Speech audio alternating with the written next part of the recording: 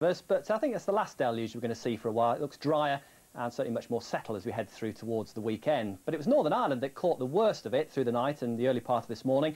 Ballypatrick there, 37 millimetres. That's getting on for 1.5 inches of rain. Many other places saw 1 inch or more. But that has now begun to move away. In fact, we've seen most of the rain clearing away in the last few hours. Moved through quite quickly across most parts of England and Wales, but it is lingering across southern Scotland and those more northern parts of England. All down to this area of low pressure. That'll gradually move away through the rest of the afternoon.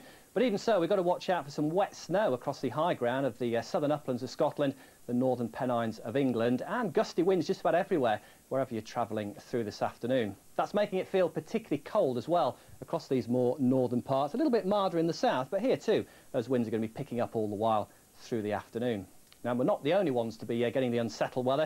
You can see the way that cloud spills down into the central Mediterranean, so some rain pushing in here as well, and really very unsettled at the moment across the eastern Mediterranean too, as it has been for quite some time. But underneath this area of high pressure, fairly quiet weather through central and eastern parts of Europe, but it is particularly cold here. That cold weather is going to try and come our way as we move through towards the weekend, but it thinks better of it and edges away again to move into the early part of next week. Tonight, though, we are looking for some pretty cold weather, widespread frost and some icy patches to watch out for as that rain continues to clear away as the night goes on. But you'll notice the next batch of rain not too far away, beginning to push in from the southwest once we get through towards lunchtime tomorrow. And during tomorrow afternoon, that'll edge in across much of Northern Ireland, down through Wales, into the southwest of England. But essentially, the further east you are, the better the chance of a dry and also a fairly bright day.